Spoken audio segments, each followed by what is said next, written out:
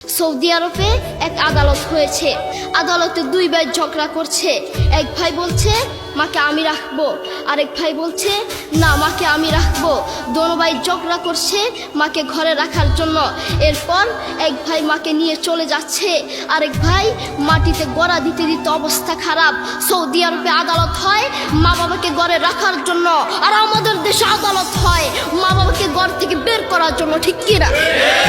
যুবক, তোমাকেই বলছি, তোমার বন্ধু তোমার আপন নয়, তোমার বউ তোমার আপন নয়, তোমার শ্বশুর শাশুড়ি তোমার আপন নয়। এই পৃথিবীর বুকে আপন হলো তোমার মা এবং তোমার বাবা। করোনা আসার পরে প্রমাণ করে দিয়েছে কে আপন। এক মেয়ে তার মাকে ফোন করে বলছে, মা আমার স্বামীর করোনা হয়েছে। মা বললেন সাবধান, তার কাছে যাবি না, আমি সকালে সিএনজি পাঠিয়ে দিব, তুই টপ করে সিএনজিতে উঠে যাবি। এটার নাম দুনিয়া, এটার নাম দুনিয়া। করোনা হওয়ার পরে বন্ধু বন্ধুর কাছে যায় নাই, করোনা হওয়ার পরে শ্বশুর শাশুড়ির কাছে যায় নাই, করোনা হওয়ার পরে স্বামী স্ত্রীর কাছে যায় নাই, কিন্তু করোনা হওয়ার পরে এখনো ইতিহাস আছে মা তার ছেলেকে গিয়ে চুমু খেয়েছে। করোনা হওয়ার পরে এখনো ইতিহাস আছে বাবা তার ছেলেকে কাঁধে নিয়ে হাসপাতালে গিয়েছে, ঠিক কিনা? যুবক, তুমি তোমার মাকে কিছু মনে করছো না। তোমার মাকে তুমি ঘর থেকে বের করছো। ছেলে বিদেশ থেকে এসেছে, এসে শ্বশুর বাড়িতে গিয়েছে, তারা তাকে উল্টাপাল্টা বুঝিয়েছে।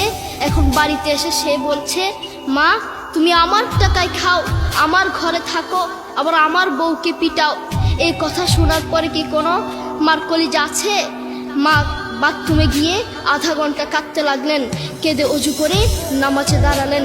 নামাজ পড়ে আল্লাহর কাছে বলতে লাগলেন, আল্লাহ তুমি আমার মার উপর রাগ করিও না, আমার ছেলের উপর রাগ করিও না, ও ভুল করেছে, তুমি আমার ছেলের উপর রাগ করিও না, আমি আমার ছেলেকে বুঝাবো। এরপর মা গিয়ে ছেলেকে বুঝাচ্ছেন, বলছেন বাবা তুমি আমাকে বের করে দিবা, সমস্যা নেই, তুমি আমাকে বের করে দিও, কিন্তু আমার একটা স্বপ্ন আছে। ছেলে বললেন কি স্বপ্ন বলেন? মা বললেন তুমি বাজারে গিয়ে একটা পাকা আম নিয়ে আসবা, এসে তোমার বুকের উপর রাখবা, সকালে উঠে ওটা আমি খাবো। এরপর ছেলে বললেন আচ্ছা ঠিক আছে। ছেলে বাজারে গিয়ে একটা পাকা আম নিয়ে আসলো, এসে বুকের উপরে রাখলো। 5 মিনিট না যেতেই সেই আম পিঠের নিচে পড়ে চ্যাপ্টা হয়ে গিয়েছে।